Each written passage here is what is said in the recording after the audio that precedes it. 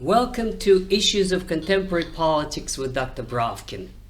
Today, I'd like to focus on the election of President Trump, but most importantly, its effect or its consequences for the war in Ukraine. I know the media is flooded with all kinds of assessments and explanations of what happened, why it happened, and so I will leave that as it may. Of course, it's a historical event. Of course, Trump has shown amazing resilience. Of course, it was a surprise for many. But now I'd like to focus what effect will it have on the war in Ukraine, how this victory of Mr. Trump was received both in Russia and in Ukraine, what hopes and expectations are there in both of these countries, and whether and to what extent one can expect indeed what Trump had promised, which is to establish peace within a day or a month or before his inauguration or in the coming months. This is the topic of today's discussion. Now, obviously, it is very, very difficult to foresee the future or predict it in some reasonable way, and this is not what I'm trying to do. But what I am trying to do is to try to focus on what the objective factors are, what exactly Trump really wants in terms of his legacy, in terms of his achievement, and these long-term historic objectives of his presidency that is coming up, and how that relates to his foreign policy in regard to Russia and Ukraine. And to some extent, this is even more important, the subject of a separate video on the war in the Middle East and Israel. So let me start by those that most of you will agree. Trump's essential policy is America first. Now, what does that actually mean? If this is the job for economists to explain in more detail, but what it actually means is the priority, the primacy of domestic agenda over foreign policy. In other words, he's not a globalist. He's not like Biden, who wanted to restore NATO to its former glory and to put all the bases, and he said, I will not let Putin do this or do that. The priority of Mr. Trump is going to be to put America back to work, to develop its industry, to restore its production facilities, to invest in America's factories, to build new ones as the basis for America's greatness. And that means that there's going to be a tight budget. That means that he promised to reduce the debt, at least not to make it any bigger. And that means that Mr. Trump does not like loafers. He does not like those who want to get a free ride and that costs money. He wants to drive a bargain with the Chinese. He wants to reduce the spending of the federal government. And that means that I hardly expect that there will be another $60 billion thrown at the war in Ukraine. So this is the overall context of what he said. He also said, and that should be remembered in his meeting in 2018 with Putin in Helsinki, that he wants to have normal relations with Russia. Now, obviously, there are immense obstacles, and there's this establishment in the United States that is against it, but there are some factors that are moving, that they can be moving in the direction of favorable to Trump trying to restore peace, at least if not in the Middle East, then in Russia. Now, one of the theories is that Trump is going to diminish American involvement in Ukraine war and at the same time try to put it on the shoulders of the Europeans. Now, what is important to notice in this context is that there's a political crisis now in Germany that is very much connected to the war in Ukraine, in that the finance minister resigned and over these austerity policies and over the crisis in the business and production and industry and so forth, and the conflict with the Greens, who want the transition to different kind of economy. In any case, the point is Germany does not have the money. does not have the money. German industry is in crisis. German economy is in crisis. Germany will have new elections. At these new elections, a different party is going to come to power. Maybe Christian Democrats. Maybe an even bigger surprise would be if the Alternative for Germany, a party that wants normal relations to Russia, will maybe, if not win, but substantially increase its presence in the Bundestag. The same situation is in France. You have a $10 billion budget that they don't know where to find the money, and Macron in the coming elections next year, he certainly cannot afford to throw billions of military aid to Ukraine. Now, basically, the trend is very clear. The current ruling elites in Europe, in France, in Germany, in Britain, and even in Poland, are having signals that enough is enough, and they simply cannot take over from America to subsidize Ukraine. So this plan obviously is another contributing factor in that compromise is probably going to be sought.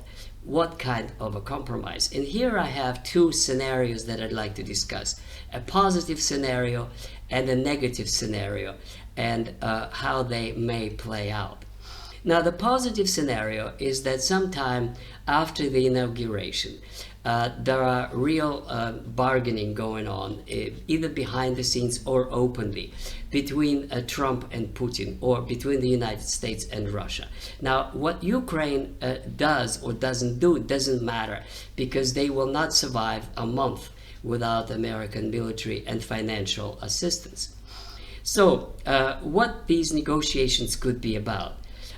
Russian terms are very clear, and they're very, very specific. Putin has made it clear many times over the last few months. The terms are 4 provinces of Donbass, that is Lugansk and Donetsk and Zaporozhye and Kherson, and no membership of NATO for Ukraine, but also no expansion of NATO. No expansion. That also includes Moldova not in NATO, Georgia not in NATO, or so many other countries. So this is the thing. And then the Russians are also going to insist on lifting of sanctions. Now, this is going to be a very difficult issue, because a lot of commitment has been made, especially by the Europeans, who are even more ardent von der Leyen in preserving the sanctions. But this would be a subject of negotiations. Now, Trump is on record of not being excited about NATO. He doesn't like loafers, and he doesn't want the United States to waste money on defending Europe. He believes that Europe can defend itself. It's rich enough, it's populous enough, and why should the United States waste money on NATO when it has other priorities? I don't think it's a rough walk away, but the Europeans know, and this is why they're so worried. This is why they're so incredibly anxious now that Trump was elected president. So, no money in Europe, America reducing its commitment, that means that some kind of a deal is likely. Now, to what extent, to what borders, we don't know. But let me just say that it would be very hard for Putin to agree to something less than what he said. He's not going to agree to any freezing of the contract of the current lines. He's not going to be able to agree to 20 years later, as has been proposed, NATO membership for Ukraine. None of that.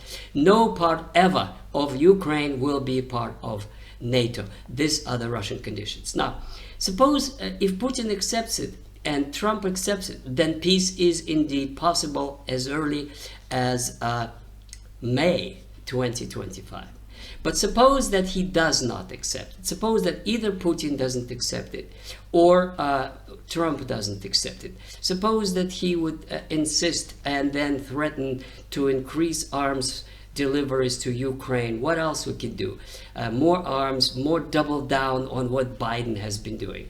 This is unlikely, because I believe that Trump will not want to be in the position that he could be accused that he's doing exactly what Biden has been doing. His long-term objective, don't forget, is to be in the position to have Vance take over and be elected after Trump is gone. In other words, the question is of Trump's legacy and of Trumpism, that is America first, to continue. And therefore, he is not going to double down and triple down on the policies that he himself rejected. And therefore, that's one more argument that peace deal is possible. But suppose that he doesn't. Suppose that the establishment will crush him as they did in 2016, and then the war continues.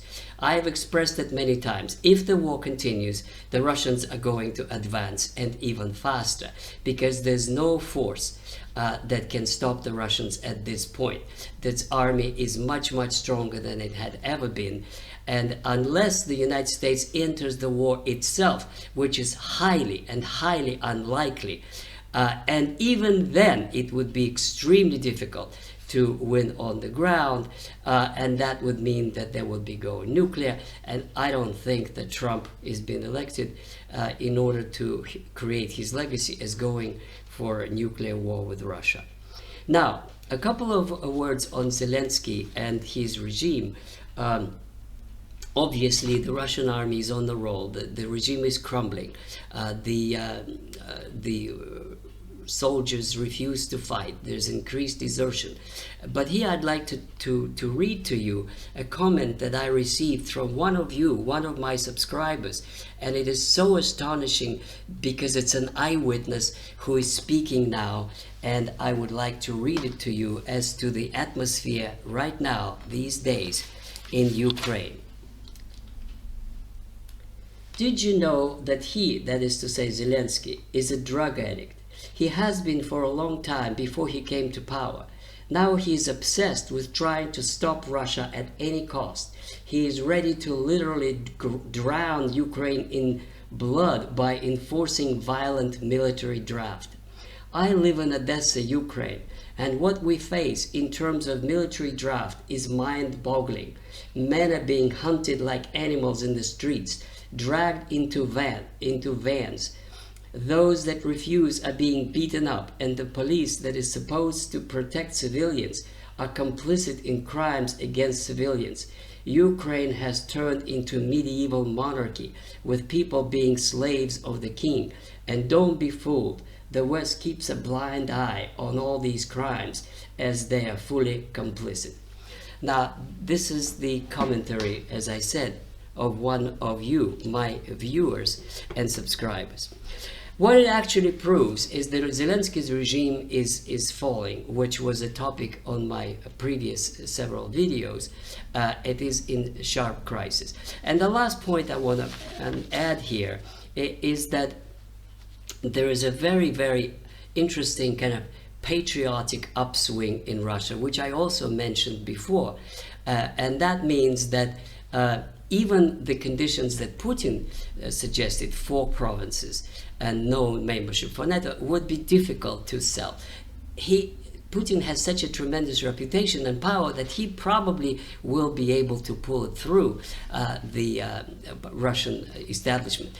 But the mood in Russia is not for any compromises. The mood is we're winning and we should get as much as we want, at least Odessa and Kharkov, the traditionally Russian territories of Novorossiya. Now, Putin has not mentioned those, and it's not clear whether he would include those in his bargaining or not. My personal feeling is that he would accept the current just 4 provinces in exchange for no membership, no expansion of NATO, and the rolling down of sanctions. But this is my personal opinion. But it would be a hard sell to the Russian public. So this is where we are in the few days after November elections. And these are what I think the trends are going to be. Please subscribe to my channel, Current Events. There are many playlists, including Russia after the collapse of Soviet regime under Putin, war in Ukraine, the issues of contemporary politics, Russian history, West European history, many other channels, many other playlists, and I wait and I love your comments. And until next time, goodbye.